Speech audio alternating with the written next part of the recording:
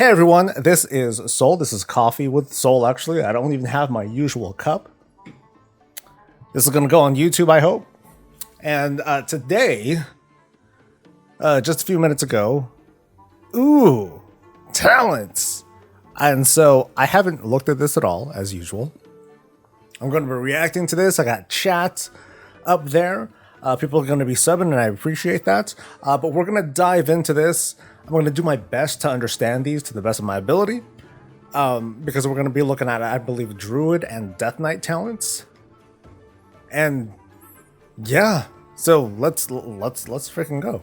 There's a lot to read, so we're going to be here for a little bit. But let's get started. Dragonflight, they say, contains major updates to World of Warcraft classes, centering on the reintroduction of talent trees. In this preview, we'll take a first look at the prototype trees for the Druid and Death Knight classes. These and all the other trees still have a lot of work to be done, but we want to share what we can to start collecting detailed feedback at this early stage. Do I expand this? I do expand this. Yes, okay, expand, okay. Hi everyone. Some of our biggest goals in a class and talent revamp are to increase player agency over your character's progression and build, provide meaningful rewards while leveling, and reinforce your character's connection to both their class and their spec. In addition, we felt we had to retain many features of modern World of Warcraft specializations. Specializations have many unique abilities, some of which might be central to the identity of the spec. They have a wide variety of optional bonuses that have been created at various times over the years. This all led back to this all led us back to talent trees, a concept familiar to people who played WoW before the Mists of Pandaria expansion. Visually, trees are still an intuitive way to represent the different paths one could follow while making many choices about a character. Trees also communicate dependencies and magnitude intuitively, without a lot of added rules. For example, talents higher in the tree are expected to be more commonly chosen, while talents in the lower tree are more optional and more geared towards shaping max level builds.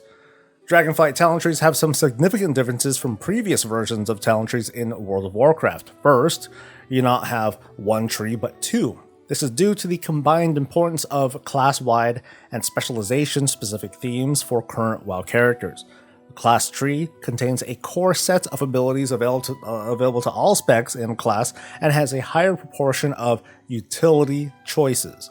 It's a place where you can, among other things, choose some abilities or passives that draw from the identity of other specializations to give your character some hybrid flavor, or simply to grab something particularly useful for certain content.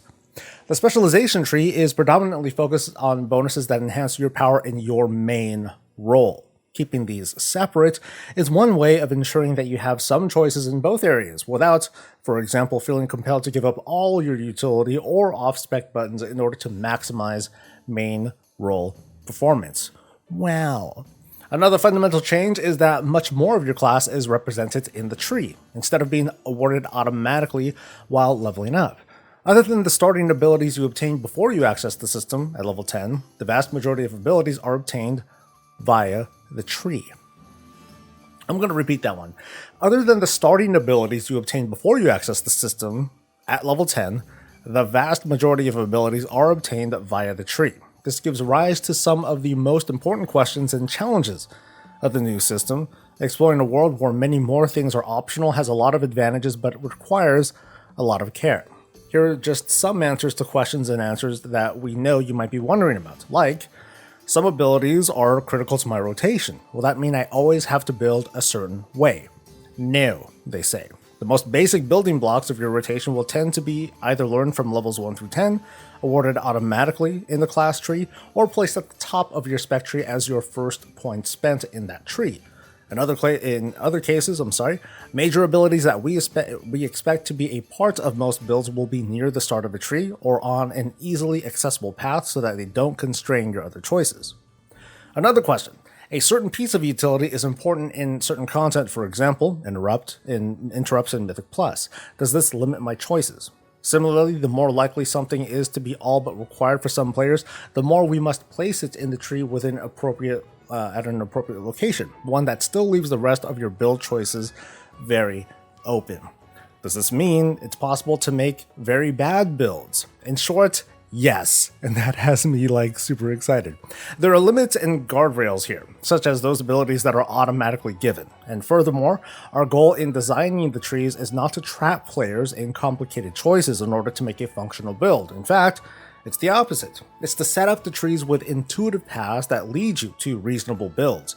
But a key philosophy of this rework is to keep the player in the driver's seat for their character's growth within their class. Does this mean that some of my points are spent on somewhat obvious choices and aren't likely to be moved? Often, yes.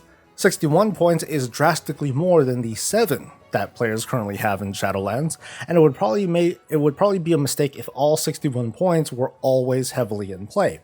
This is part of how we maintain the balance alluded to above, where it's not overwhelming to make and analyze builds.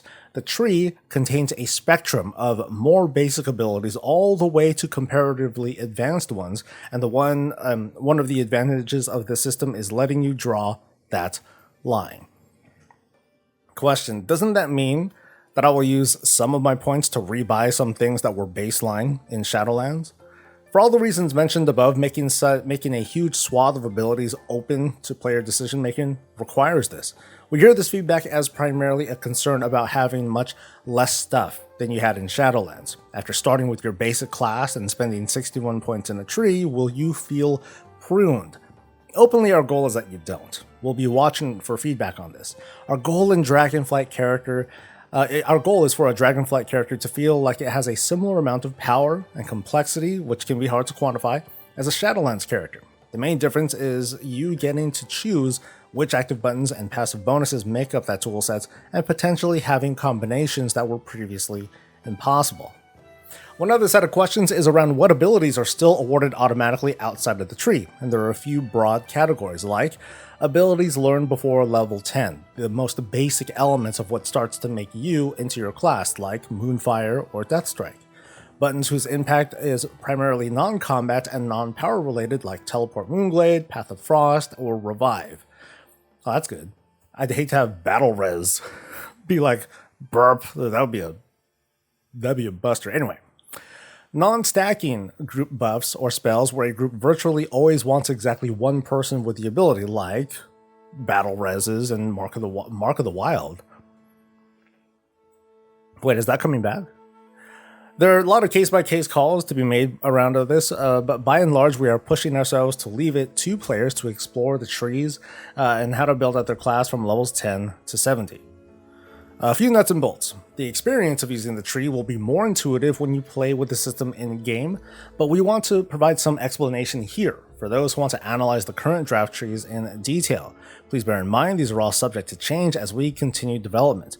Your first class tree point is awarded at level 10. And your first specialization tree point at level 11, alternating between the two from there. At level 70, you'll have 31 available class points and 30 specialization points.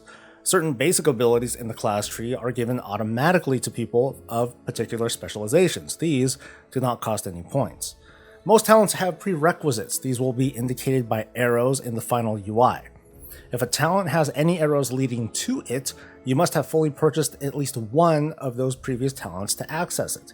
For clarity, arrows always point downwards or diagonally downwards in current drafts. But it just means like if there's like a path to get like a single thing, but there's like two paths above it, it doesn't matter. You don't have to get both. You can just get one and then you can access that thing down. That's all.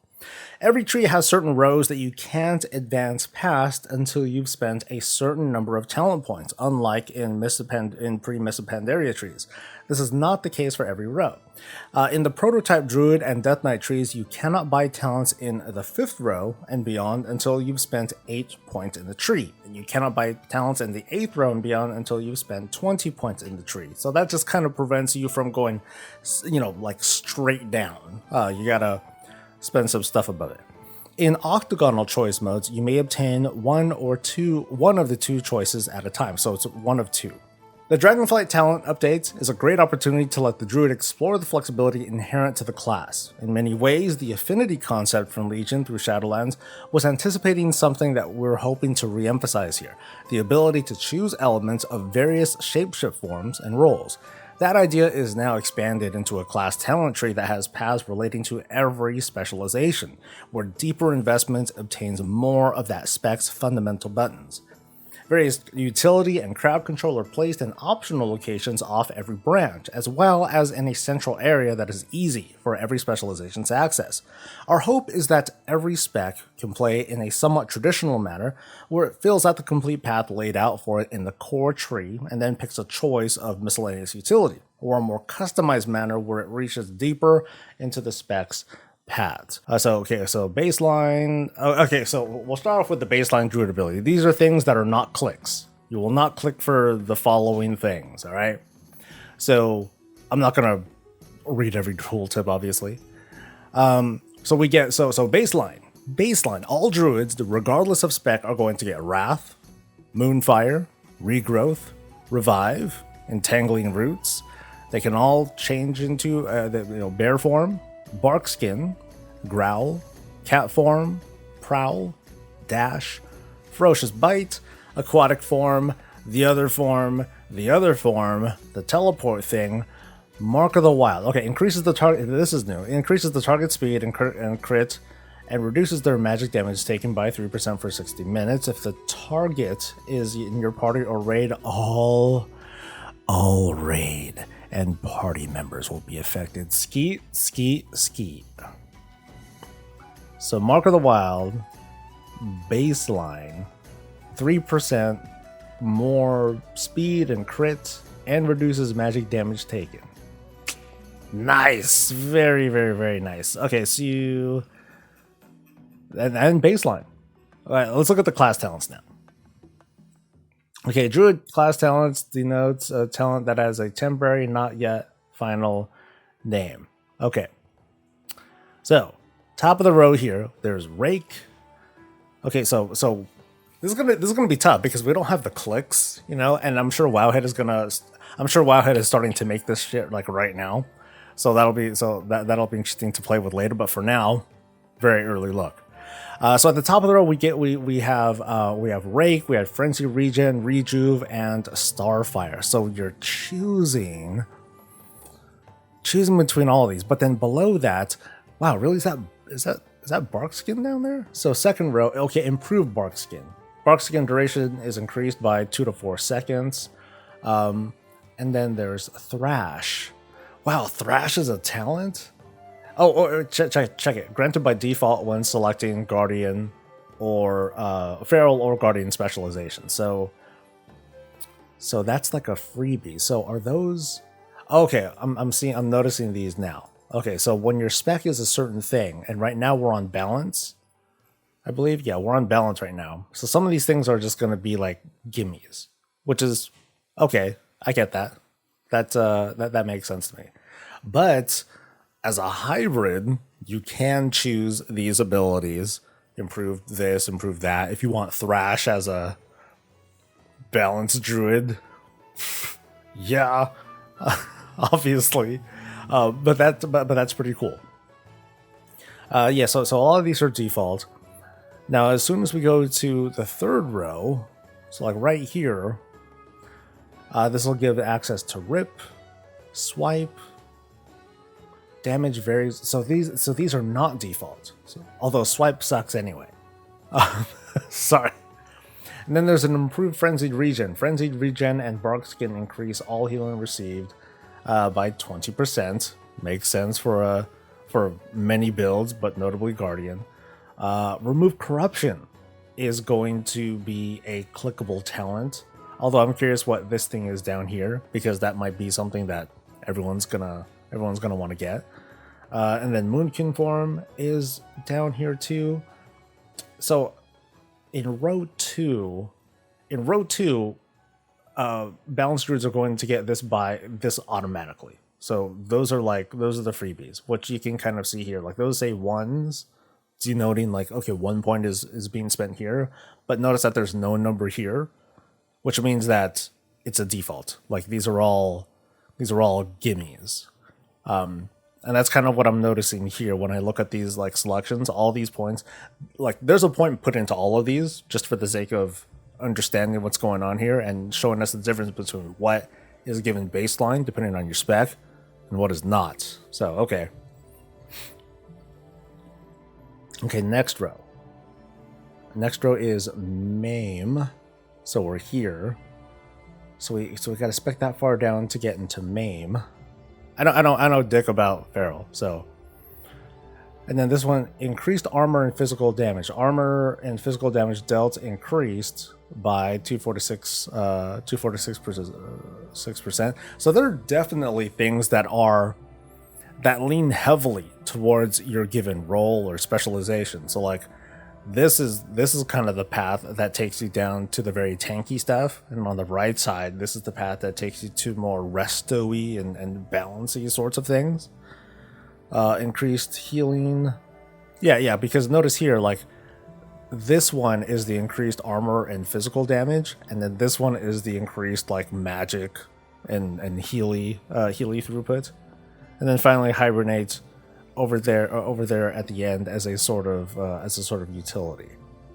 Oh, that feels a little bit rough, so it's going to be a little bit harder for like a guardian or a feral to get access to like some of that crowd control. And I can see here, I think that's Typhoon. So I guess that's okay. Isn't that typical? Because I don't know dick about druids. Next row, Feline Swiftness, Speed, Skull Bash, and you get that far down for the interrupt. Oh, brutal. So is Solar Beam somewhere down here? I don't know if I see it. No Solar Beam. And then Thick Hide, which is a very tanky thing. Okay, so here's a choice now. So here's one of those octagon things. Wild Charge, fly to a nearby ally's position, or Tiger Dash. So it's just one of two very related things. Typhoon is granted when not balanced by taking balance affinity currently. Well, that seems to be a bit tougher of a thing to do now. And then this one is increased healing and healing taken, which is what a tank would like to have. Yeah, mostly they would like to have that. So I wonder, so it'd be like, okay, 1, 2, 3, right, 1, 2, 3, 4, 5, 6 ish. No, 1, 2, 3, 4, 5, 6 points to get there. Okay, so it's definitely possible.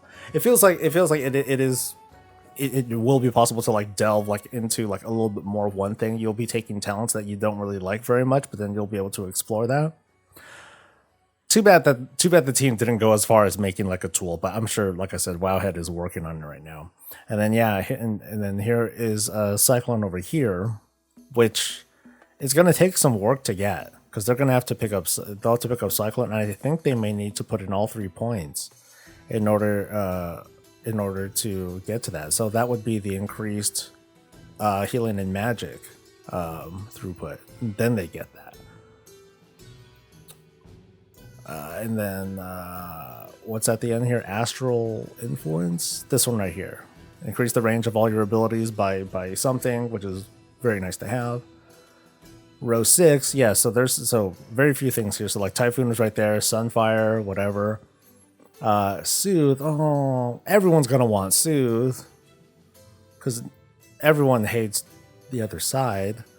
And then Tireless Pursuit here, which is like, I guess I'm sure that's useful for somebody. Let's see, Primal, damn, we're only on classes right now. Okay, so Primal Fury, when you crit strike, you gain, okay, that turn into combo point, you gain an additional combo point. Wow, this is a very specific feral thing. So yeah, this is definitely like a feral only sort of thing.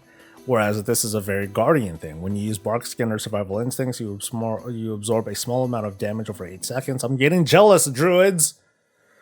I want cool stuff. I want stuff to read.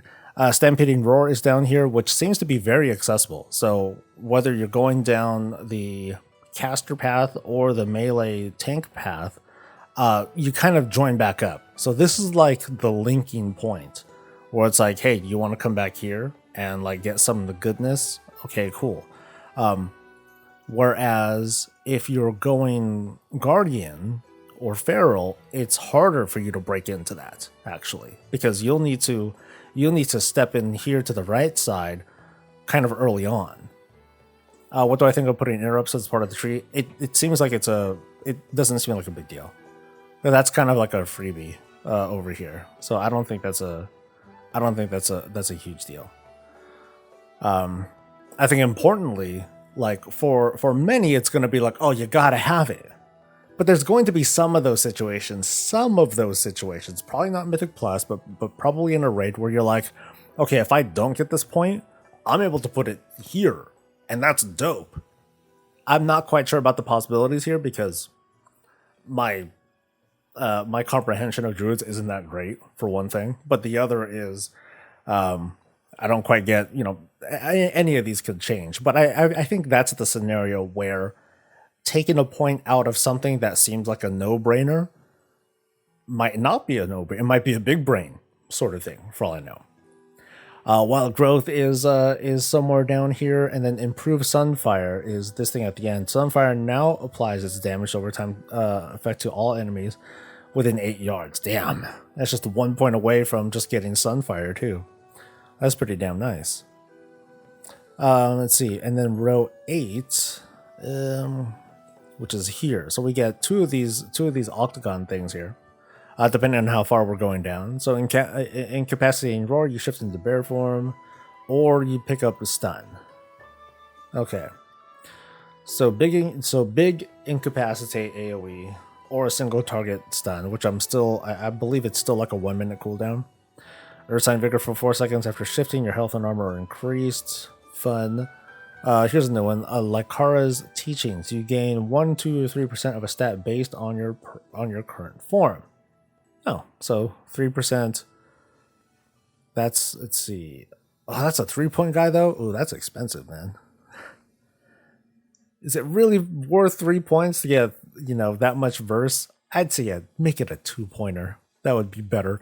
And then Improve Rejuve increases that, and then you either get Mass Entangle or Ursol's, which I think is fair. I guess it's reasonable.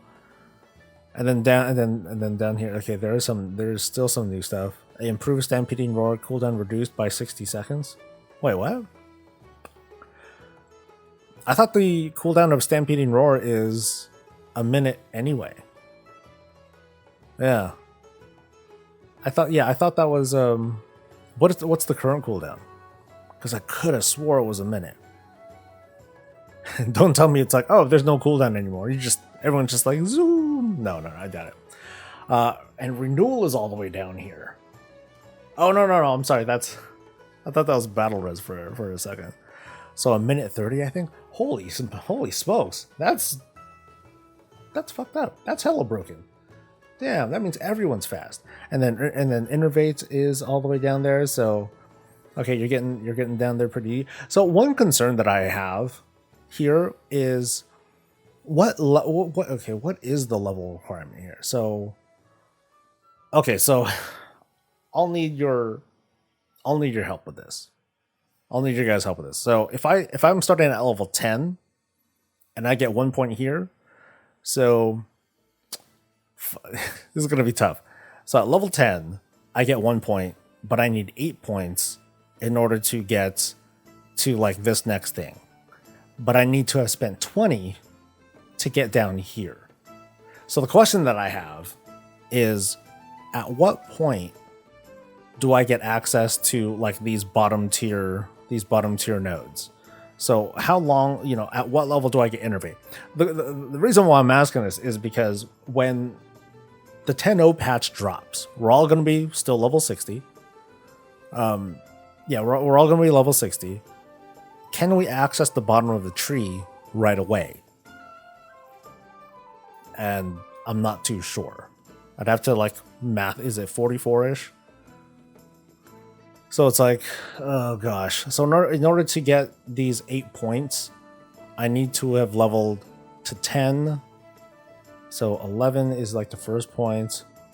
11, 13, 15, 17, 19, 21, 23, 25. So at level 25, I can get access to like this next tree. Right? And then I'm pretty sure it's an additional 8 points after that I'll get access to it. So that would be another, oh boy, 22, 21 points, something like that. So yeah, I think we'd be like in the 40s or so. 40s, low 50s in order to get to the bottom, in order to get access to this tree. And then by the time, I think by the time we are 50, yeah, you get 1 point in each tree per level. So I think we do get towards the bottom by the time we're like level 50-ish or so. So that helps. So we'll start delving into things, which is kind of cool. Because once we get to that, then we can start filling shit out. And yeah, that does sound pretty neat. Are there other improvements? Okay, row 10. Okay, Fur is right here. Heart of the Wild, and the Heart of the Wild is abilities not associated with your chosen specialization or substantially empowered. Okay, so it's still that button. And then Nature's Vigil at the end. But then these aren't exactly choices. This is kind of the path that you chose, because in order to get here, you need to have gone down like this path here. In order to go here, you need to have gone down this path, and then if you're here, you're kind of leaning left or so. At 60, you have 25 in the general, and then 26 in your spec. So, okay, yeah. So by the time you get here, I guess this seems to be the harder one to get to. So once you spend 20, 1, 2, 3, 4, 5, you'll be able to get to this at level 60. You will be able to get this. Oh shit, what was it called? Heart of the Wild. Which is like the toughest thing to get to based on like some of the other stuff I'm seeing. Because going here, you can kind of go, it's 1, 2, 3, 4. That's 4 points. 1, 2, 3 points here. 1, 2, 3, 4, 5. So interesting difference that, there's a difference in flexibility. And a lot of it has to do with spending on this 3-pointer over here. Or if you want like this 2-pointer, whatever that is. What is that? That's a 10, 9. This is like a 8. This is Ursine Vigor. After 4 seconds, you get your... That's nuts. For 4 seconds after shifting to bear form, your health and armor are increased by 15 or 30%. Damn, that's pretty nuts. Although this is already a thing, I think. That's a lot of extra health. Jelly. Sheesh. And we've only looked at the class thing so far. So like balance stuff. Now we're looking at like the actual. Now we're looking at the actual spec here. Although you notice here, actually, let me kind of show you guys the difference. The hybridization is here. It's definitely here with the class builds or with the class tree. On the spec tree, it's a little bit easier to understand. So I'm not gonna dive into this too much. I'm mostly gonna look for like new abilities, or if you guys can point out like, hey, that's weird, or that's something interesting. Feel free. But I'm gonna be mostly looking at like, what is like different or like what's new. Is there anything like really cool? My problem looking at the talents and descriptions is that there isn't really anything new. All the abilities and talents have been seen before. There needs to be some Covenant style flashy abilities to make classes feel fresh. I'm not sure. After looking at only the class stuff, it's hard for me to agree with you there, Mage Master. But anyway, let's take a look. So Eclipse is a gimme, and then we can go for Improved Eclipse, and it's a 2-pointer for each. Either Improved Eclipse, it reduces the cast time of effective spells, or Improved Moonfire and Sunfire. This is a new one. Moonfire and Sunfire duration is increased by 3 or 6 seconds. It's a 2-rank talent. Isn't that like kind of isn't that kind of like not that big of a deal? Because this will give me access to like this thing here, Warrior Balloon. Your next 3 Starfires are instant cast. Which is the button. Your next 3 Starfires are instant cast and generate 40% increased astral power. Okay, that seems kind of significant. Whereas you get trees if you go if you put your points here for now, which will be great for leveling. Dude, this is broken for leveling, man. I mean, isn't it still like a pretty quick cooldown, like a 1 or 2 minute thing? Because that'll be neat. So like if I'm level 10 and then 11 I get this point, 13, 15, so at level 17 I get Force of Nature, which will make like leveling like pretty damn beast when you're going through that. But then it's not like you get it pretty early when you're leveling now anyway.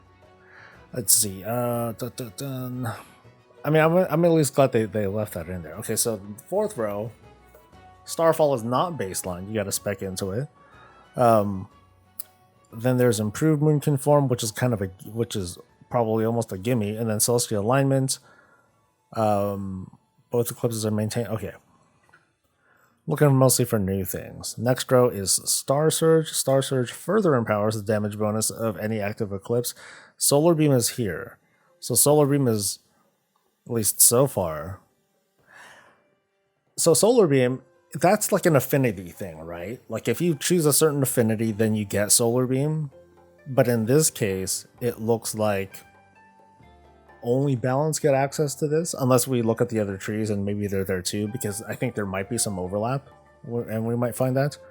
Moonfire and Sunfire damage over time has a chance to call down a star. Cool.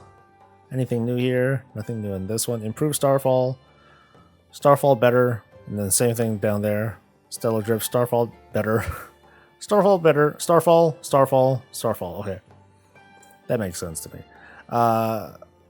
And then Goldrin, Star Surge has a chance to summon the Spirit of Goldrin, which immediately deals arcane damage to the... Oh, that's neat. And that's not new? Huh. At this time, Bresto never has access to Solar Beam, only Balance. Okay, thank you for correcting me. Star-Lord, Star Surge, and Starfall grant me... Okay, I'm familiar with that one. And then Stellar Drift, which is this thing right here, followed by Stellar Inspiration. Star Surge and Starfall have a chance to empower Eclipse by more stuff. Light of the Sun reduces the main cooldown on Solar Beam by 15 seconds when it interrupts the primary target. I guess that's the thing. That's good. That's useful though. Umbral Intensity bonus to Wrath and Starfire damage. Precise alignment, the duration of a celestial alignment is increased by 5 seconds. And then next one, choices. Here, Blessing of a Lunar Eclipse is 3 seconds longer, and Solar Eclipse is longer. The good things are longer. Cool. Soul of the Forest. Eclipse increases Wrath's astral power. Come on. Okay, choice note.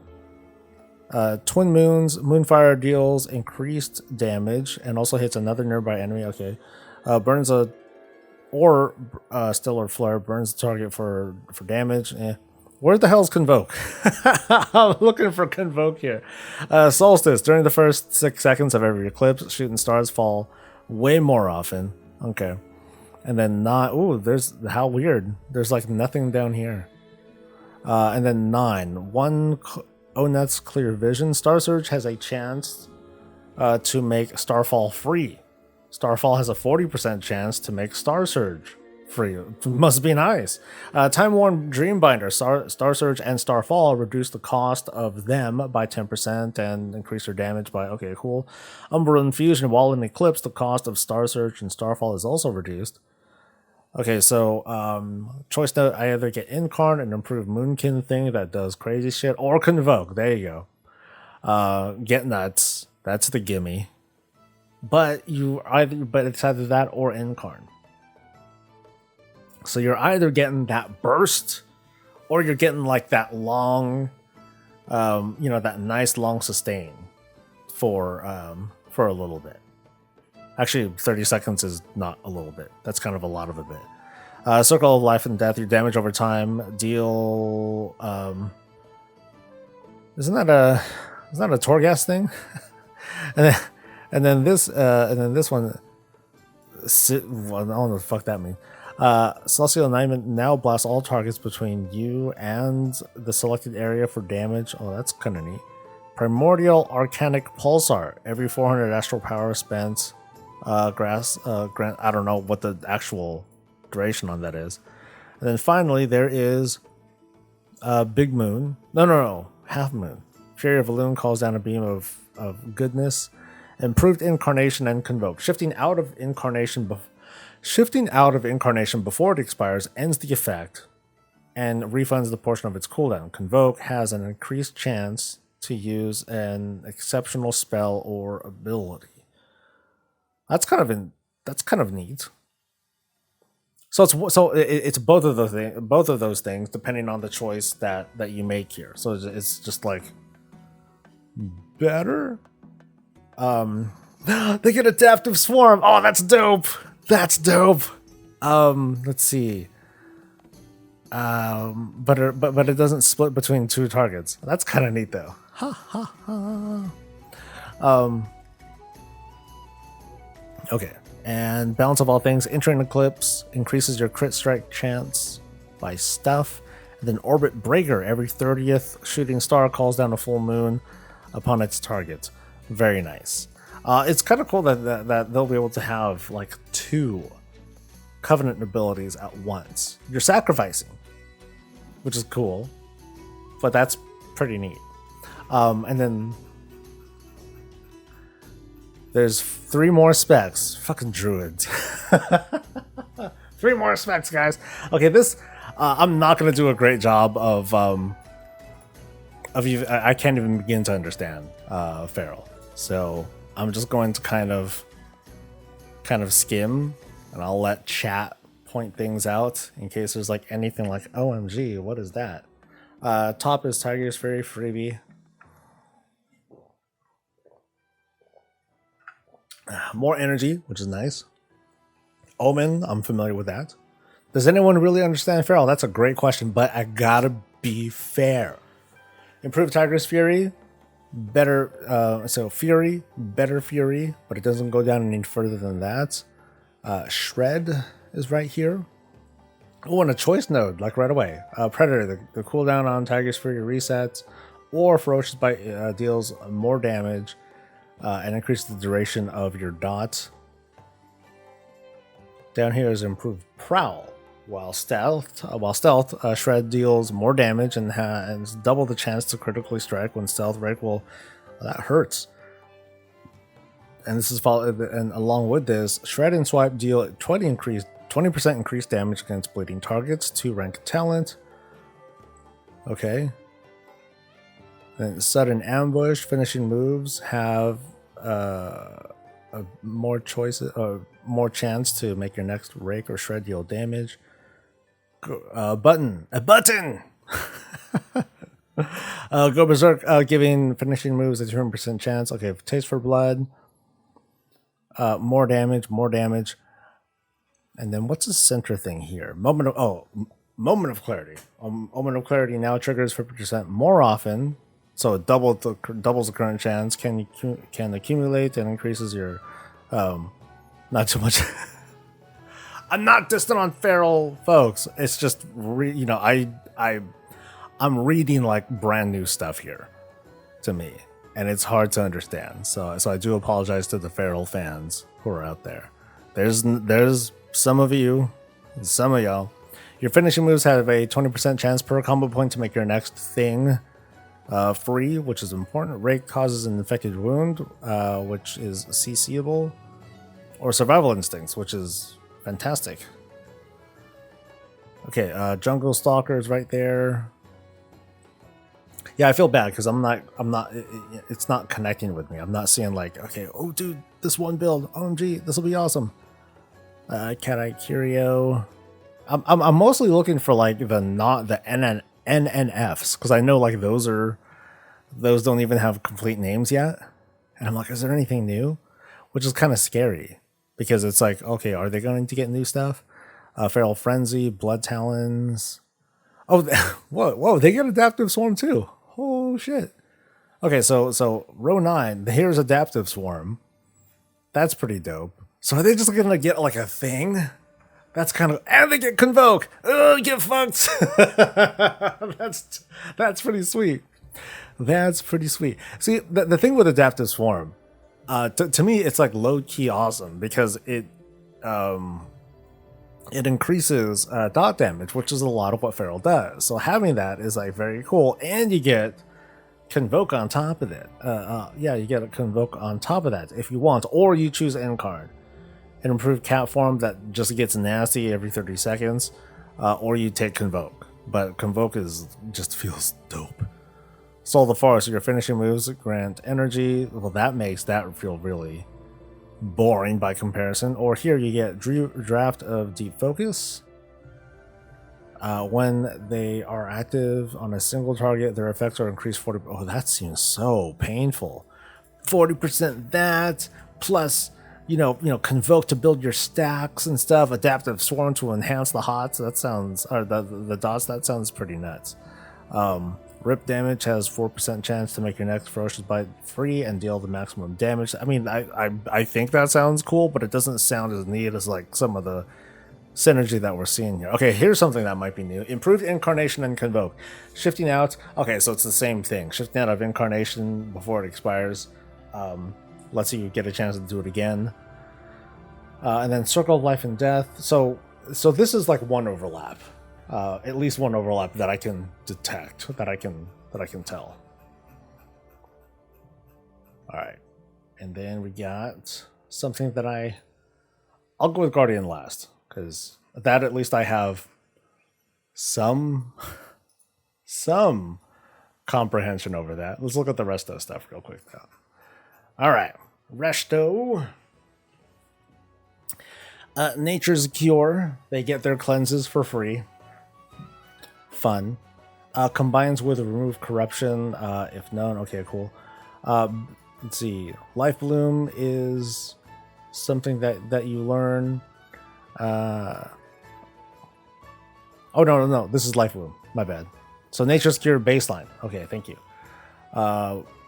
Road 2. Efflorescence is there. Nature's Swiftness. Omen. Okay, I'm used to that. Improved Life Bloom. Improved Nature Swiftness. Nature Swiftness cooldown is reduced by 10 or 20 seconds. That seems weak. Yeah, I thought it was like a 2-minute cooldown, but oh well. And then Iron Bark. Cool. The thing that always gets cast on me. You're able to pick all 3 of the talents in row 2, I hope. I mean, between everything, like I guess it will really depend on like when we apply these points in here, like, are we able to have all 3 of those? Because I mean, Omen is dope, right? Yeah. Let's see. I think we're on 4 now. It's weird seeing the trees like not be symmetrical. I guess it's like, but I got an extra one over here. And see, improved wild growth. Wild growth heals 1 additional target, which is 1, 2, 3, 4. Help me out. How many targets does wild growth normally heal? Isn't it usually 5? Because if it's 5, then someone's gonna feel guilty. It's like, oh, I'm taking that, but I don't really need it. But I guess I'm gonna take it anyway. I guess. Otherwise, they would go for improved regrowth here. Regrowth's initial heal has an increased chance for a crit, or improved Iron Bark for the single thing. So yeah, you see how this is kind of raid centric, right? Kind of.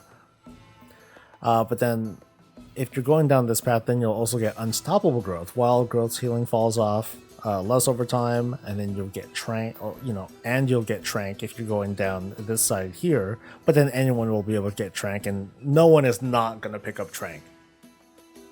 Yeah, that's like the law. There's like no scenario where you don't want to pick that up. I don't think. Ysera's gift heals you for 2 or so the gift is here. Haha. That's nice. All right, I'll see you, Blue. And then down here, Nourish is here. Soul of the Forest for going this route. Inner Peace reduces the cooldown of Trank by 30 or 60 seconds. While channeling, you take 20% reduced damage and are immune to knockbacks. I guess that's been a thing, huh? But that's helpful. When Rejuve heals a target above below 60% health, it applies cultivation, healing them for a little bit more. Cool. See, Trank and Wild Growth are here. Increases the healing done by Trank and Wild Growth based on... Based on the current health of the target, lower heal targets are healed for more. Oh, that's a 2-pointer. Cenarian Ward protects a friendly target for 30 seconds. They get healed. For each rejuve you have active, regrowth cost is reduced by 60% and critical effect is increased. So kind of the difference between Mythic Plus and not Mythic Plus. And then Stone Bark. Better Bark. Iron Bark increases healing from your heal over time. Okay. Spring Blossoms or Overgrowth. Each target healed by efflorescence is healed by a small amount. Fun. Apply Life Bloom, Rejuve on all the... So AoE versus single target. So that's kind of the vibe that we're getting here, as many have explained over time, that, you know, it's more like just more situational. AoE, single target, PvP, Mythic Plus or raids. That's the kind of thing. So this is a bit more straightforward with the way that you want to approach things, and you can at least like set yourself up easily. Autumn Leaves Rejuve's duration is increased. Swiftband. Where's the good stuff? Show me something nasty. And then here's Invigorate. Your heal over time effects on the target complete their healing like way faster, but you gotta press a button for it. Wild Growth has a 40% chance to cause your next rejuve or regrowth to apply to. Damn, that's nice. Wild Growth has a 40% chance to cause your next rejuve or regrow to apply to 3 additional allies within 20 yards. Is that a thing? Because that seems like a thing. I'm not familiar with that. Next row, Germination. You can apply rejuve twice. Okay, and then kind of a, you get that similar vibe. So you get Incarn. Excuse me. You get Incarn or you get Convoke. Here is Improved Innervate. If you cast Innervate on somebody else, okay, that's cool. And Adaptive Swarm. So that seems to be like the thing. I think I remember hearing them say they were talking about Ravenous Frenzy as like a double. It's like, oh, if I get Ravenous Frenzy and Convoke, that's dope. But then Adaptive Swarm is like a very nice thing for a druid to have anyway, because they do so many dot related stuff. But here, that's not exactly a gimme, but I think that's going to be a useful one. But what else is there? Photosynthesis. While Life Bloom is on yourself, your periodic heals are faster. When it's on an ally, your periodic heals on them have... Oh, okay. Dark Titan's Lesson. You may Life Bloom 2 targets at once. That's neat. Circle, that's there. Improve Incarn and Convoke. So, same difference there. Ephemeral Incarnation, every 3 casts give you Incarnation of... Wow, that's neat. That's pretty sweet. Flourish is the choice over here, which is very, very powerful if you can time it right. And then Verdant Infusion. Swiftman no longer consumes a heal over time effect and extends the duration of your heal over time effects on the target by 10 seconds. So again, you know, group stuff, single targets, make your choice. And then Vision of Avenging Growth. Rejuve healing has a 2% chance to create a new rejuve on a nearby target. I think I remember that one. Alright, now let's look at Guardian stuff. Guardian. Yeah, when the Paladin one comes up, I'm gonna be here for like an hour and a half, dude. And I'm already here for a while. Alright, Guardian stuff. Maul. Freebie. You know, people diss me because I'm like, dude, if you're Rage Cab, you should use Maul. And everyone's like, no, don't do it. And I'm like, too bad, bro. But so, sorry. I exposed myself there. Gora's here, which I like, or Survival Instincts, which I like more. Damn, you gotta choose. You gotta choose between like the best. Okay, you're not really choosing. You can always go back and like grab it, but this feels like yeah, you're gonna want it. And and but then this is more like a rage generation side. Okay, so I choose between brambles or bristling fur, which if I'm making a choice, I'd probably go for brambles anyway. Improved bear form, I will definitely be going for that. Let's see. Moonfire, Soothe, and Rebirth are usable in bear form. Okay, that's, yeah, kind of a gimme. Survival Instincts now has 2... Oh, so it doesn't have 2 charges by default, but I think that was just kind of something that it leveled to anyway. Mangle deals more damage against bleeding targets, which is like, nice, but not like the big deal. Thrash is really like that's the bread and butter of all that. It depends on what this node is. I'm not quite sure.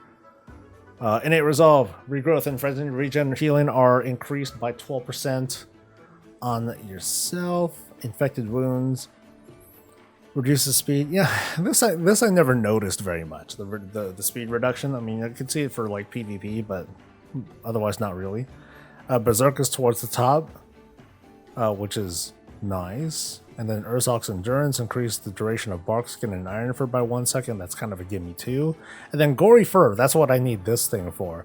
Mangle has a 50% chance to reduce the rage cost of your next Iron Fur by 25%, which is... I mean, if it's talking about the Mangle Dot, that would be cool, because damn, that could be potentially like pretty awesome.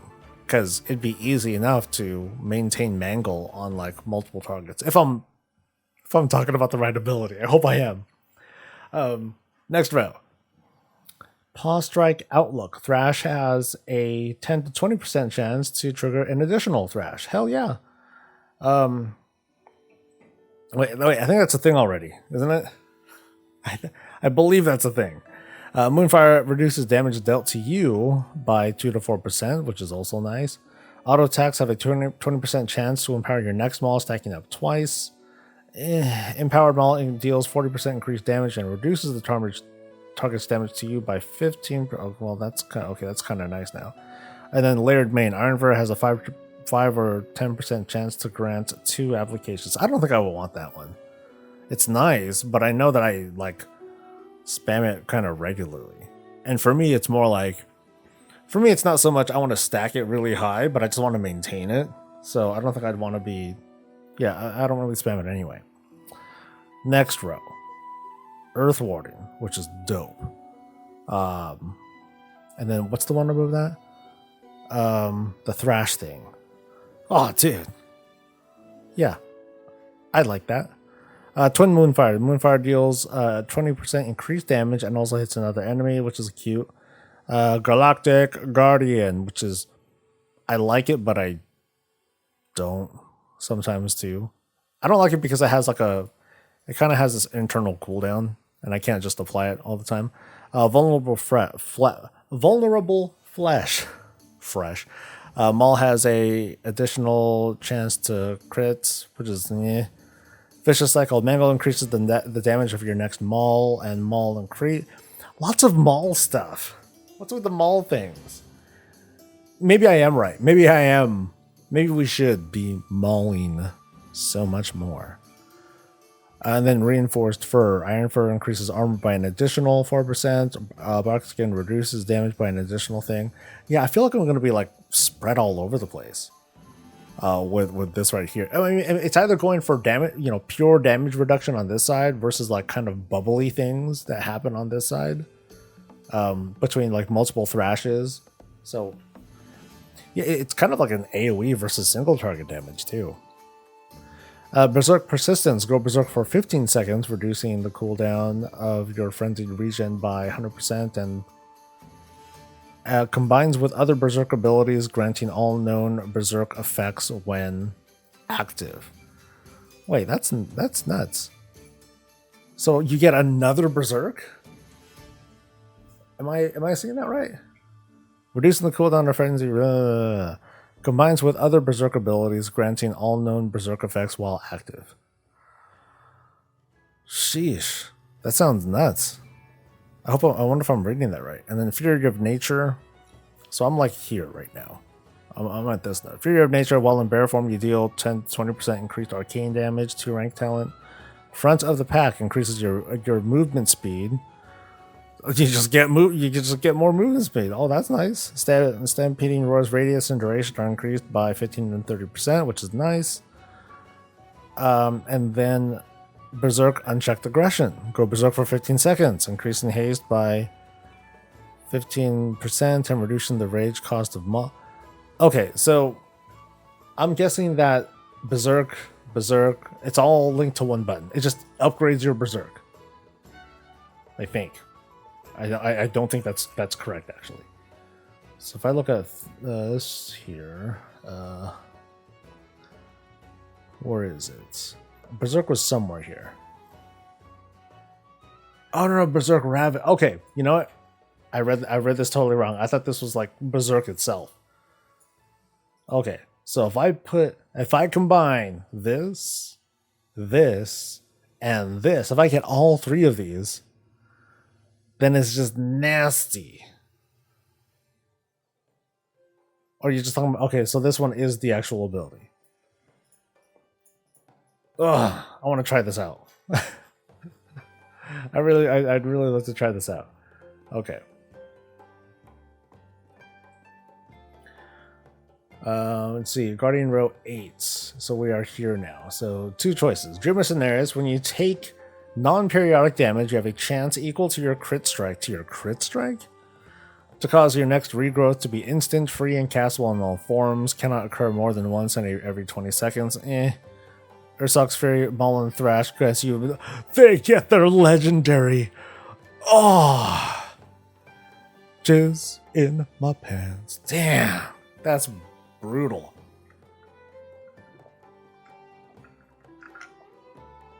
Yeah. So they get their legendary. And they get the Earth Warden thing, plus the double thrash. Oh man, that's cool. That's really cool. I'm still a main paladin, but this is still really cool. Alright, and then Elune's Favored. While in bear form, you deal 30% increased arcane damage and are healed for 30% of all arcane damage done. Oh, that's neat. That's another neat thing. So this is like, take this dude, take Galactic Guardian, and like some of this other stuff, and now you have this, you know, this additional... It's going to be kind of a soft self-healing, right? Because it's just Moonfire.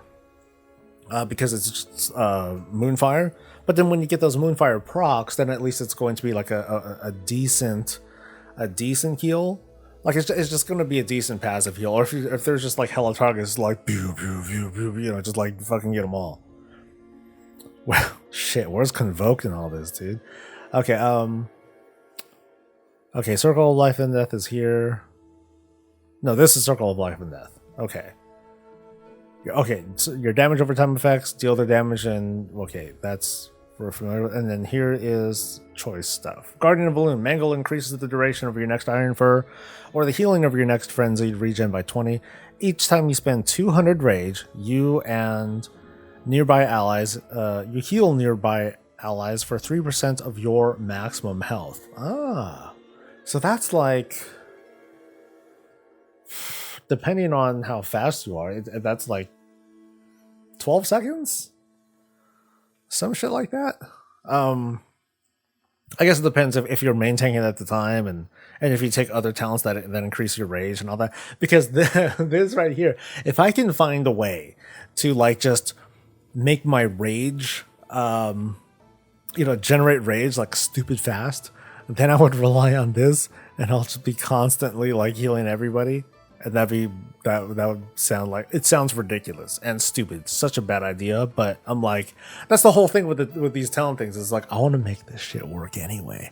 All right, Reinvigoration. Frenzied Regen's cooldown is reduced by 10%, which is riveting. Pulverizes here. It's okay. Convoker Incarn. See, this one's tough because I would want to I think I would prefer Incarn over Convoke. Convoke is great for like those burst moments. Hey dude, down phase, or transition phase for Anduin. Let's go, right? But then Incarn is great for that period too because it's longer. Yeah, I think ultimately when it comes to the choice, I'd prefer Incarn over anything. And then next to it is another choice thing. Thrash also generates 2 rage each time it deals damage, or Mangle generates 5 more rage and deals 25% more damage. I'd definitely go for Blood Frenzy if I could, if I can get all this other stuff on the left side. And then Survival of the Fittest reduces the cooldowns of Barkskin and Survival Instincts by 33%, which is, damn, that's a tough choice too. But I haven't seen any synergy with Barkskin. Nothing that I've seen that was like so substantial that I'm like, oh man, I gotta get that. Not like some of the stuff that we've seen in Shadowlands with the 4-piece and all that, because I'm familiar enough with the 4-piece to know that like having a quick Barkskin is super nice. But doesn't seem as attractive here. Okay, and then final thing. Untamed Savagery increases the damage and radius of Thrash by 25%. Yeah, please, just like give me more. Rend and Tear each stack of Thrash reduces the target's damage to you and increases your damage to them. This is almost unfair. Improve Incarn, we know what that is. And then Rage of the Sleeper unleashes the Rage of Ursoc for 10 seconds, preventing 25% of all damage you take and reflecting it. Damn! How can I get that and like a bunch of this other stuff? Because that's amazing. But I think I have to go down pretty far. I have to like go down like this route. I'd want to pick these up, but then I would also need like from here. I would need to like get these and go down, and I don't necessarily want to. So yeah, there's no choice. So like I can go here. I can get like boom, boom, boom, and then skip the rest of these and then keep going down this way. Boom, boom, boom, boom. And then I'd have to go down both paths. So like get a couple things here and then just keep going down. And here. But then I would split again and try to go all the way down so I can get that. But then I want to get like some of this good shit down here. Oh, this is gonna be a lot of fun. To start measuring this stuff out. Like swear, like over the weekend, maybe Wowhead will have this thing finished because they might have been working on this already.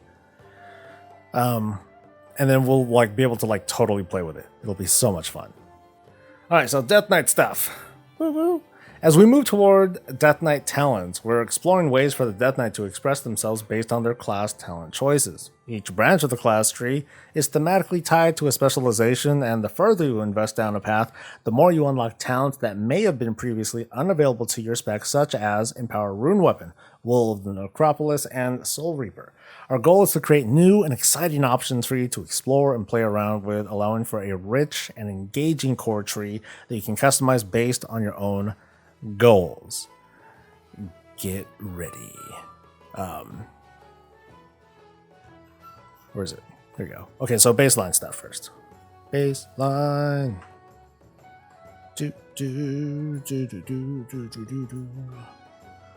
Scroll down a little bit. And cool. All right, so again, notice that like the trees here, they're like wider because they come, because they're definitely like going for like that whole, hey, choose your route, and there's like tons of different choices that you can make. So as Frost, you can see here that this is the gimme. This is the one that's given to you for free. The other one's like, oh shit, is that Death Strike? No way.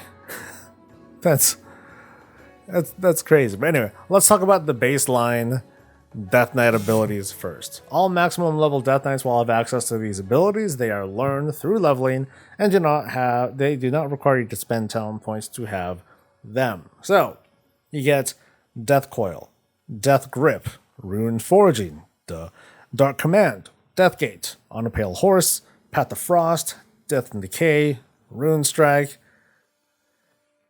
Thanks for reading. All right, so let's look at the class talents. So I hope I know what I'm talking about here. Okay, so for Frost, Chains of Ice is the gimme. Death Strike is the gimme for Blood, which I guess is, you know, so, I mean, I'm kind of okay with that, but I don't know. I feel like the other specs not having Death Strike access anymore is kind of weird. But then again, it is something you can just put a point into, right? Because not everyone gives a shit about it. I don't care about no death strike. If I die, it's the healer's fault, right? So, and then Raise Dead, and it is a non-perm thing. So it's the non-perm version of Raise Dead. I wonder if we can get that as any spec, if we can get the permanent version, because that'd be kind of cool. I sort of missed that. All right, so let's take a look at the other class. Remember, this is class-related stuff.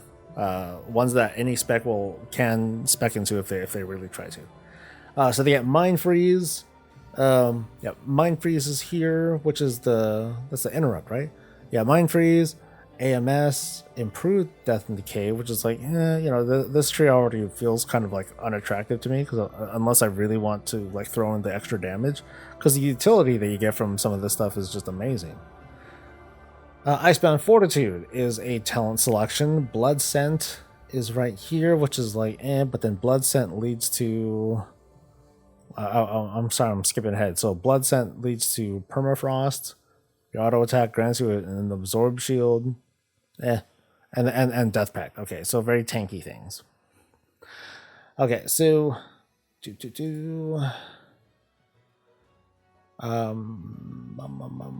Suppression is not that one. Ooh, I totally lost. Okay, so I'm on row 3. So Icebound Fortitude, Blood Scent, Veteran of the Third War, very tanky thing. And it okay. It changes depending on your spec. Suppression is there. Brittle is here. Your diseases have a chance to weaken your enemy, causing your... Okay, that's not... Blinding Sleep. Targets in a cone in front of you are blinded, causing them to wander around they get a disorient. That's not a normal Frost thing, is it? Damn. That's not bad.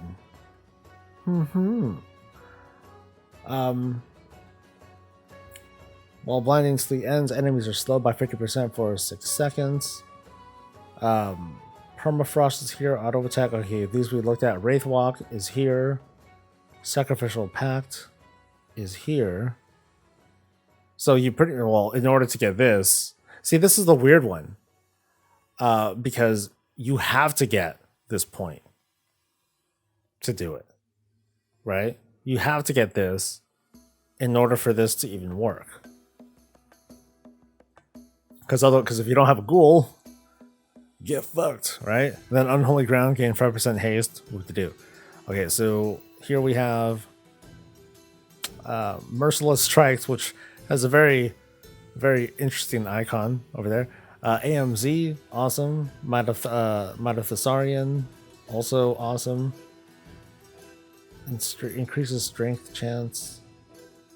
Strength chance? Oh, the boost. Okay. I get it. Right here is Proliferating Chill. Here we choose between Runic Empowerment and Runic Corruption. Anticipation. Successfully interrupting is good. Here's this. Oh, the stun is pretty far down. Although stuns are pretty specific. I mean, they've never been like a... I think they've never been like a super baseline thing for Death Knights anyway. It's more like for like Paladins and Warriors. Like those stuns are very heavy for them, I think. Death's Advance is here. It still has the passive to it, which makes this like very, very nice. And then the better AMZ, no, the better AMS. Sorry, Control Undead, which is like whatever. I don't know if Control Undead as a talent. That's kind of. I don't know. I don't think that needed to be a talent. I think that could have been baseline. Death Reach increases the range of Death Grip or Grip of the Dead. Death Decay reduces the movement speed of enemies. Interesting choices there. I like both. Yeah, I like both. Alright, Grip of the Dead. Death and Decay reduces the movement speed. Okay, Enfeeble is down here. Your ghouls' attacks have a chance. Your ghouls, if you have this, um, or do they? I don't think they're talking about Army of the Dead, right? They're just talking about ghouls, which might be a difference. Maybe. Yeah. Yeah, there might be a might be a difference there. So that's this one here. Oh, you know, I was totally looking at the wrong thing. Enfeeble is this one. My bad. I I thought it was that one. I was like, oh no, that's like the worst. Okay, so acclamation is where we're at here. Icebound 42's cooldown is reduced. Assimilation, the amount absorbed by blah blah blah. Draw upon unholy energy to become okay. That's alright. Icy Talons is here. Your runic power spending abilities increased. Your melee attack speed by 246% for 6 seconds, stacking up. Horn of Winter is here. Part of me was hoping raid buff? Huh? Remember when they offered Horn of Winter used to apply like a strength debuff, I think. Anyway, Death Strike's cost is that's a 3-pointer. It's reduced by 10. Healing is increased by a fairly significant amount, but way more for non-tank specs. But then that's if you want Death Strike in the first place. So I guess that's what they mean by like, hey, can there be bad builds? Yeah, there can be bad builds. Will of Necropolis, which is pretty far down. And then Unruly Bond increases the effectiveness of your Runeforge effects by 10, 20, 30. Rune 9, Runic Continuation. Meh. Rune Mastery, consuming a rune has a chance to increase your strength. That's a little bit better. Blood Draw. When you fall below 30% health, so when I'm in Will of the Necropolis range, you drain health from nearby enemies, can occur every 3 minutes. I'm not familiar with this one. I'm not familiar with the effectiveness of this particular one. And then Death's Echo, Death's Advance, Death Decay, and Death Grip have 1 additional charge. That's nice. That's hella nice. I want that. Double Grip. Dude, Double Grip, double speed, double Death and Decay. Especially if you have the 90% snare Death and Decay, that's pretty dope. And then finally Empower Rune Weapon, empower it, and gaining haste and yada yada yada. If Empower Rune Weapon is not talented elsewhere on this tree, this grants 1 charge of Empower Rune Weapon. Huh. Wait, I don't get it. Okay, the talent is called Empower Rune Weapon. If it's not talented elsewhere on the tree, so I guess on spec trees it might be a thing that you can get twice. They get A-Bomb Limb for free. Just in my pants.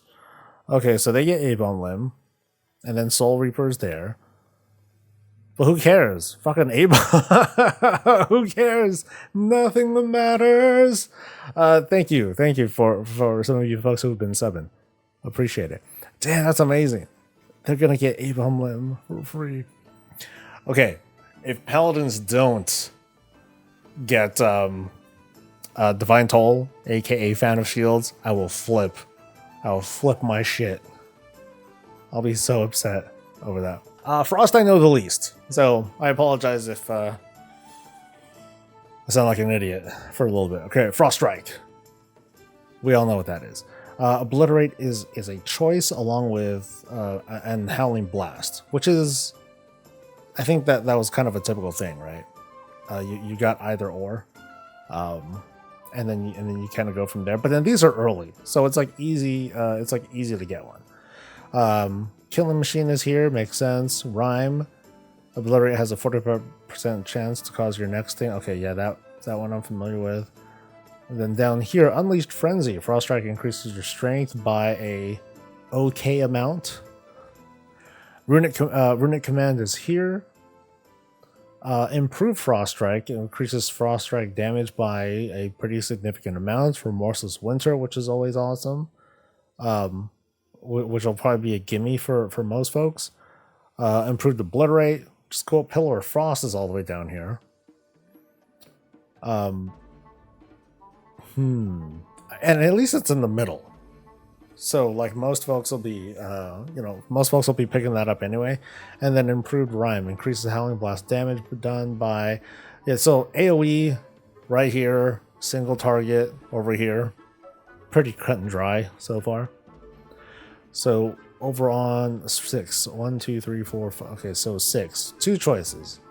Frigid Executioner. Obliterate has a 10% chance to refund runes, or Rage of the Frozen Champion. Obliterate has a 15% increased chance to trigger Rhyme and Howling Blast. Generates runic power and yada yada yada. Improved Killing Machine, cool. And then here's another choice thing. Gain Inexorable Assault every 8 seconds, stacking up to 5 times. Obliterate consumes a stack to deal additional frost damage. Well, that's kind of, I never, like I said, not a frost person, so that sounds kind of neat.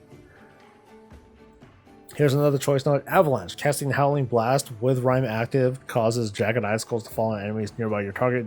Okay, this seems new. I haven't heard of this one. That sounds dope, dude. That's remember oh god, it's that one dungeon with the falling with the falling icicles and stuff. That's the vibe that I'm getting out of this one. While you have fewer than 3 full runes, your auto attacks radiate cold. Okay, we know that. And then we are at, I believe, this one. Biting Cold. Remorseless Winter. Damage is increased by 30%. The first time Remorseless Winter deals damage to 3 different enemies, you gain Rhyme. And then Chill Streak. So it bounces up. Yeah, this is very much like single target, AoE, choose your dealie. So it already is a talent. Thank you. That's cool.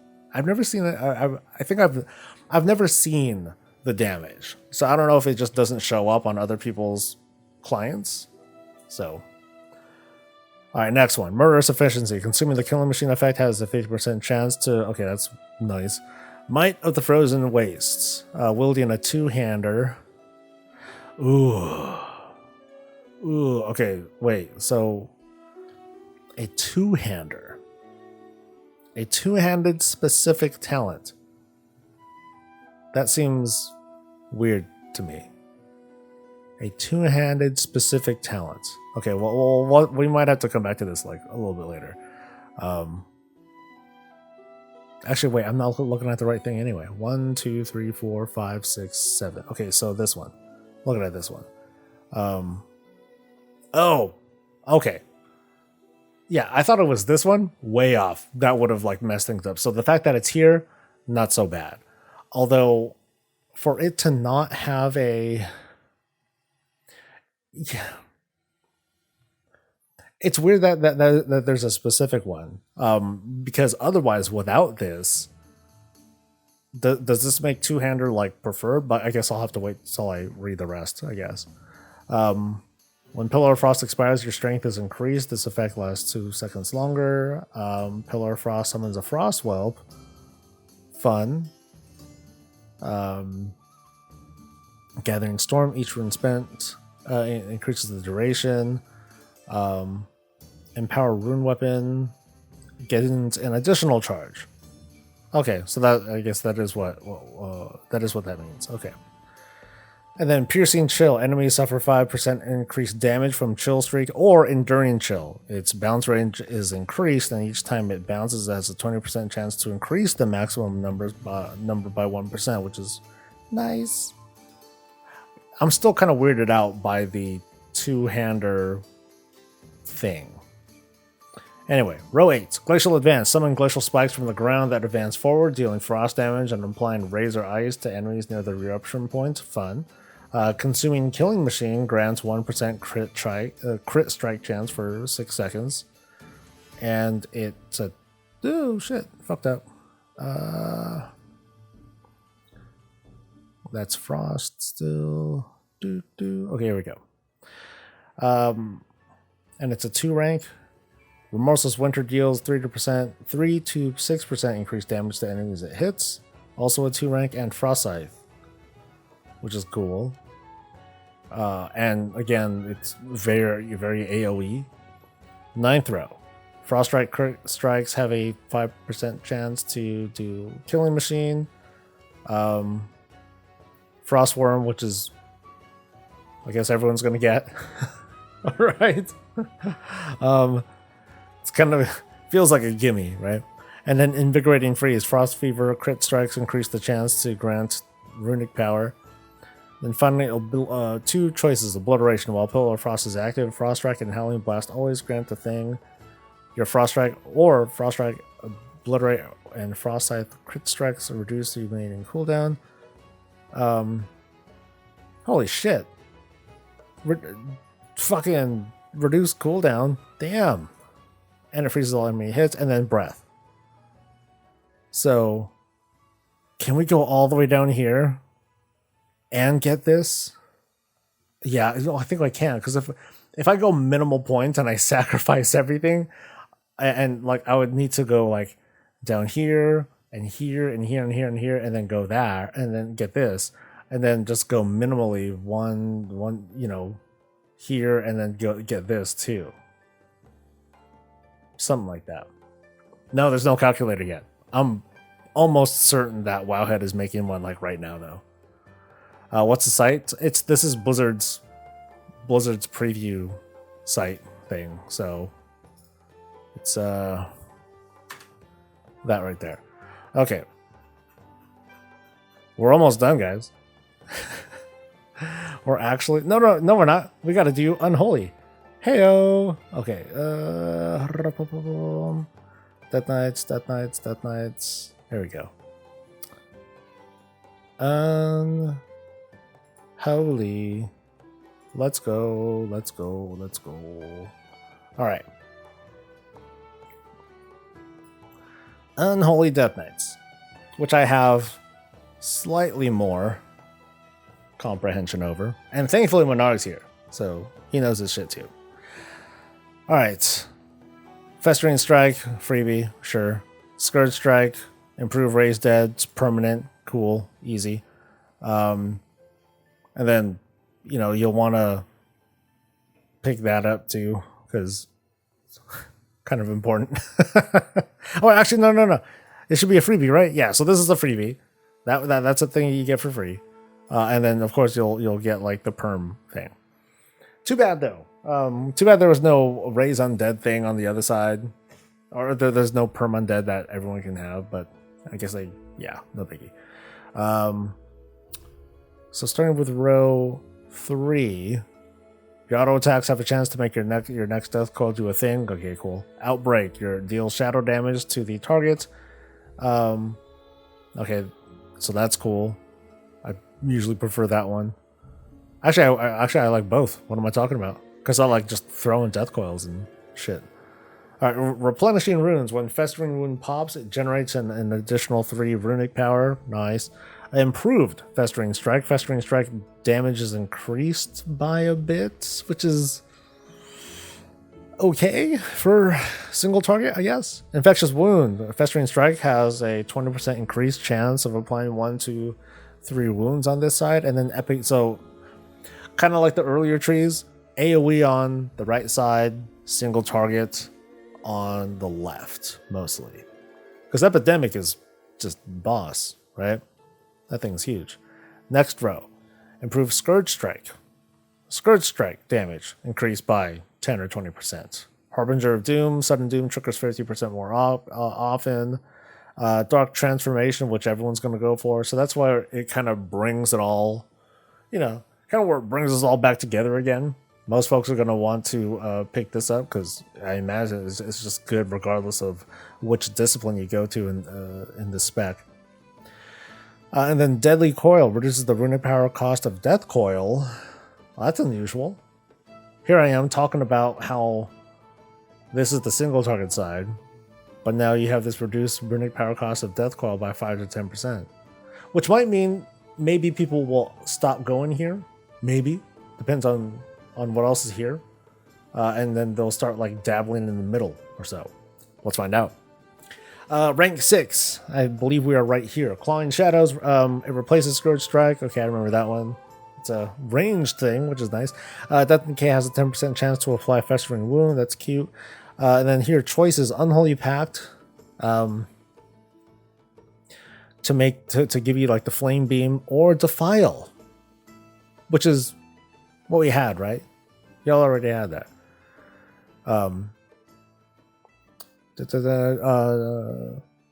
Yeah, I think it did. Oh well. But this is the more fun one. I'd go for a Defile just for the flavor. And then here we have Bursting Swords, Bursting Things does AoE stuff. Ebon Fever. Virulent Plague deals 15% more damage over time and half the duration. I feel like the Bursting Swords is better. And then finally here, let's see what's going on. Okay, so Infected Claws, your Ghoul's Claw attack has a 30% chance to cause a wound. And then all will serve. Raise Dead spell and summons an additional... Oh, that's really far down. Yeah, that's pretty far down. But AoE pet sort of stuff, I guess. Alright, next round. Pestilent Pustules, bursting a Festering Wound has a 10% chance to grant you Runic Corruption. Whoop-de-doo. Damage by Death Coil reduces the cooldown of the thing, which is a tough synergy to get if you wanted to get like the reduced cost, but I think you'd be relying on the free procs from the free Death Coil and all that. And then there is Army of the Dead, which is the talent. But that's okay. I think between this, Army of the Dead is like an easy one that I think this is like an easy thing to go for. Between this and having the Ghoul person, it's like easy to spec for. And then Improved Death Coil is here. Oh, it seeks out. Has this always been a thing? That it seeks out one additional nearby enemy? That's a nice little cleave thing that I don't remember ever being there. Next row we have Reaping, your Soul Reaper Scourge Strike, and it does execute damage. With your Soul Reaper Scourge Strike, Festering Strike, and Death Coil deal execute damage. So between this and like some of the other stuff, you can get a nice little like a additional like single target basic bitch damage. Now it's like a much stronger execute phase that you can hook yourself up with. So I think we are... Shoot, where are we? I think we're on 8. So we're here now. Sudden Doom, which is the Death Coil proc, I remember, causes your Death Coil to burst up to 2 additional Festering Wounds and increases the shadow damage the target takes from you by 4% per wound pop 4. Wow, they're really going all in with this kind of single target sort of dealie. Apocalypse. Oh, Apocalypse is all the way down here. Bring doom upon the enemy, dealing shadow damage and bursting 4 festering wounds on a target. It summons a person or an undead persons. And then Unholy Blight, which does stuff, which is like okay. Festermite, popping a wound increases your strength, which is nice. Dark Transformation also increases the attack speed of you and your thing, which is also, nice, okay. And the 2 rankers, it's like, Morbidity. Diseased enemies take increased damage per disease that they're affected by, which is a nice little additive. And Unholy Aura. It's back. All enemies within 8 yards. That's hella small. But then again, you're melee. What am I talking about? All enemies within the 8 yards take 10 to 20% increased damage from your minions, which is really far down to go. Because if I'm going the minion route, I'm like kind of going here, right? But I'm also going here because I want my Dark Transformation. I want my Army of the Dead. And then from here, either from this point here or this point here, then I'm going to travel down and get like the rest of this. Maybe. If I wanted to go like the pet route, which might be shit. That's very. Yeah, I'm nearing the end of this, so I want to throw out some platitudes here. Like some of these builds, like just sound like, oh, this ain't so great, but it's fun. Some people might want to be like, I want to roam the Dragon Isles with my minions and crush dudes. But then the moment they run into another player, or like like actually challenge, more challenging stuff like dungeons or whatever, then they might get raffle stomped, right? But that's okay. On the flip side, what if this is like the meta? And it's like, dude, these fucking ghouls are just going nuts. When I pop my, when I line up all this stuff and I get my dark trans going, I get my army of the dead, and it's like, it might be freaking nuts. We're not done yet though, so I just wanted to point that out. Yeah, I haven't even seen Gargoyle yet. So Unholy, and then the final row, Unholy Assault, which is like down here. Strike your target, dealing shadow damage, infecting the target with hella stuff, and sending you. This seems new, because before it's like before it was just Unholy Frenzy, but now it's like you're also staging your target, wounds, bam, and you're all like, blah, blah, blah, you're all like all juiced up. Army of the Damned, Death Coil reduces your thing. It reduces the cooldown of Apocalypse. And they also just more shit. And hey, there we go. Summon Gargoyle all the way at the bottom. Oh, it's so at the bottom. Summon a Gargoyle into the area to bombard the area target for 30 seconds. The Gargoyle gains 1% increased damage for every 2 runic power that you spend. You know what's really funny, folks? I had stopped stream. I had lunch. I came back. I was about to produce this, and I was like, oh, I forgot one spec. That's how long I've been talking about this stuff, so it's kind of throwing me off. So I'm offline right now. Just going to be talking with you folks at home and elsewhere. And we're going to go over, kind of, hopefully quickly, the Blood Tree. The one that I hopefully have the most proficiency with. So let's start. Let's make this nice and painless towards the very end, before my dentist appointment. Yay. So first row, Heart Strike, typical stuff. We all know what's going on here. In this case, we're choosing between Merrow-Rend, the armor builder, and Blood Boil, the big deep sting, which is pretty much going to be given no matter what we go. So concerning this particular one, the third thing that we'd go for would be the improved Blood Boil, which increases the maximum number of Blood Boil charges by 1, which is okay. Although I'm like, well, ideally, like you're just gonna have them running all the time. It's not like they stack, so I don't see like this being like a really attractive talent. But the other ones we'd be going for, each charge of Bone Shield increases your maximum health, which is good. Your auto attacks on targets infected with Blood Plague have a chance to make your next D&D cost no rune. So it's that one. That one's not bad, and it looks like there's other stuff that's attractive here that I'd want to get anyway, so I'll probably put a point into that as well as this, but let's see what else we got. Improved Bone Shield increases your haste by 5 and 10%. That's significant. 10%.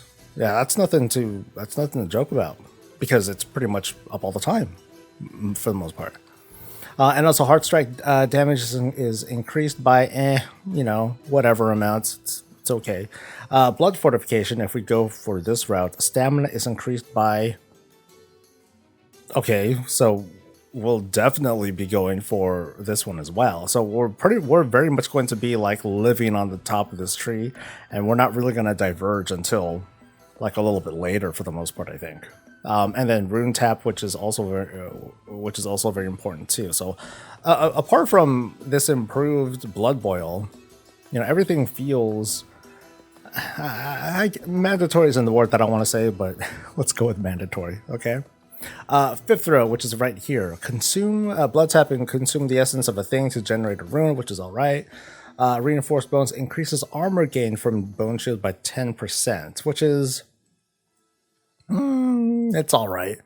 Leeching Strike. Heart Strike heals you for 0.5% health for each enemy hit while they are affected by Blood Plague, which is, at the moment, should still be like, what, at most 2 targets?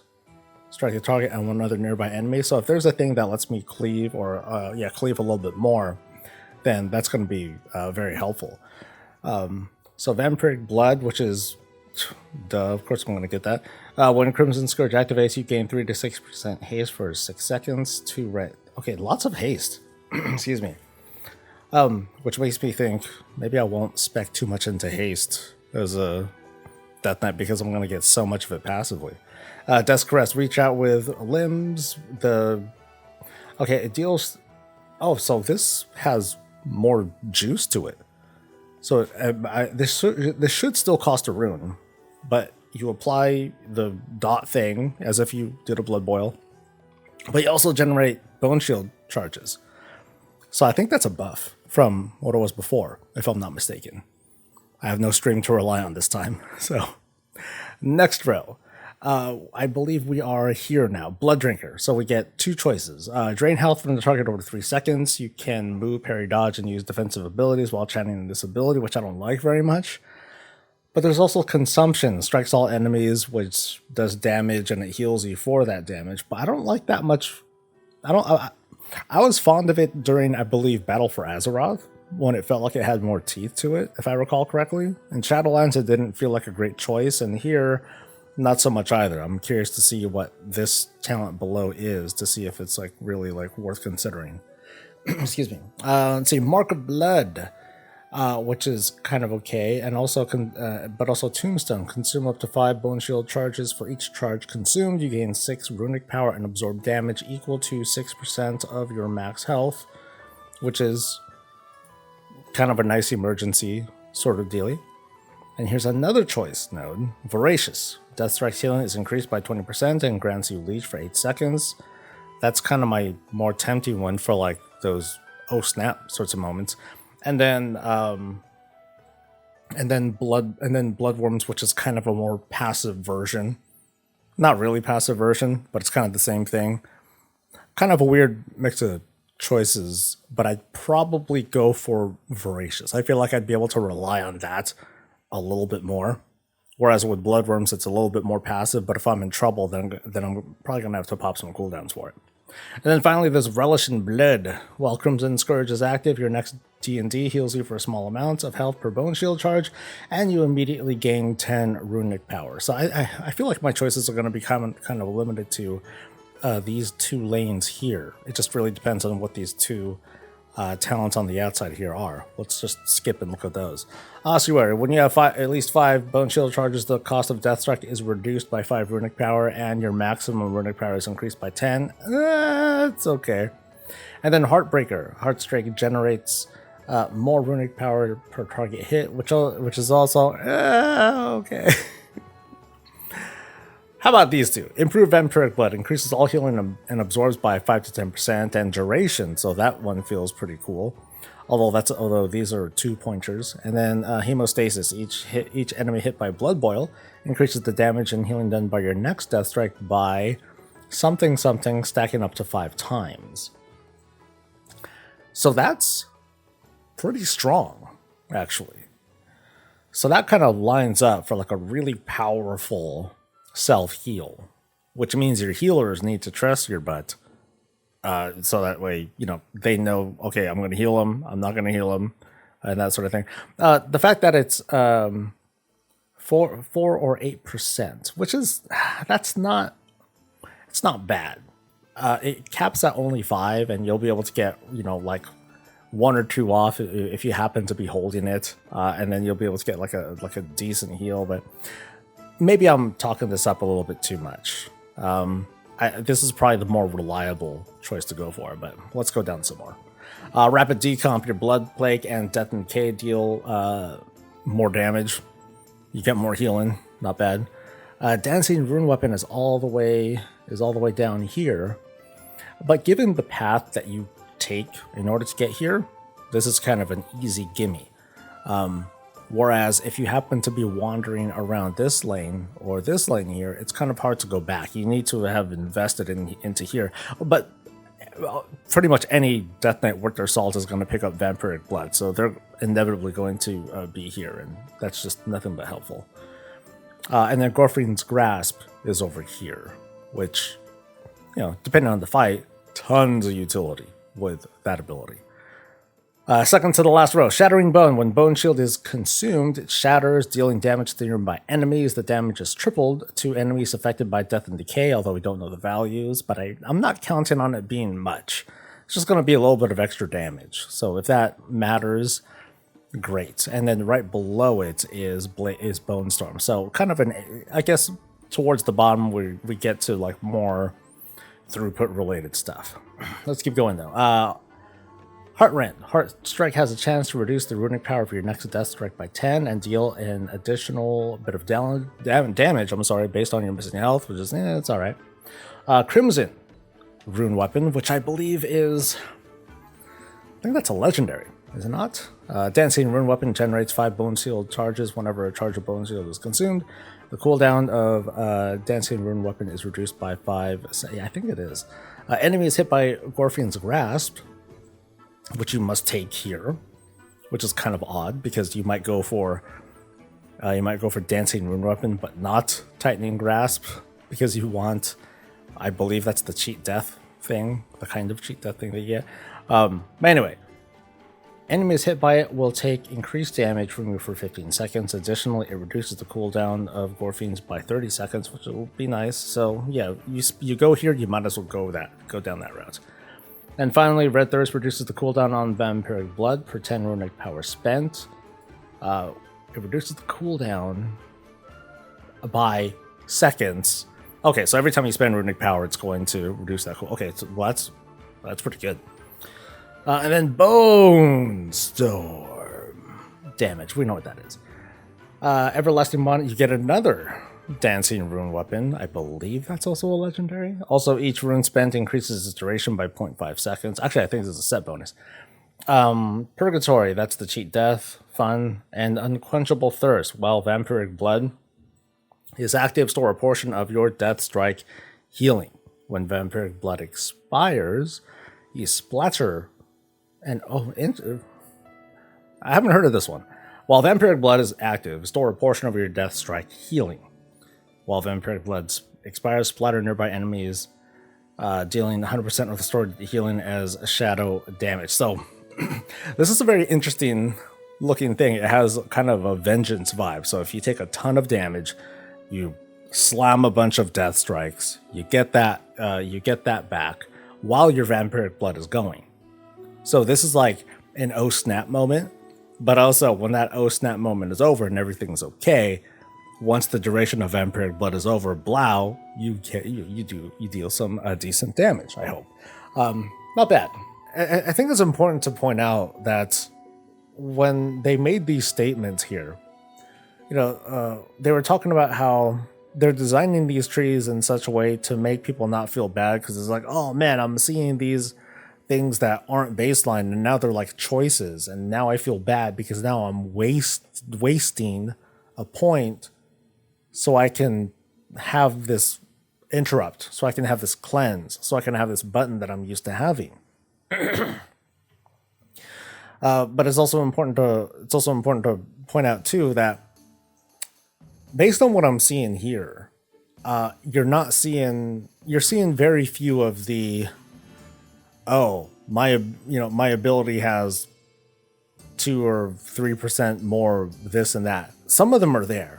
Like Rejuve lasts a little bit longer, but they also have like kind of a lot of meaning to these things as well. So this was me reading a lot of stuff, and I know this is an information dump, and hopefully I'll have separated all these things so that way you can like jump to chapters in case you're jumping in late and you're seeing the VOD later on. I'll try to have this stuff split up, but that's kind of all I wanted to do right now. I just wanted to read through these, go through these, maybe chat with you folks a little bit about it. So I'm glad that you guys came by, but I'm going to head out. You guys have a great rest of your day. Enjoy these trees. Take a look at all this other stuff. Feel free to talk amongst yourselves. And until next time, folks, stay safe, stay healthy, and as always, stay breezy. Bye-bye.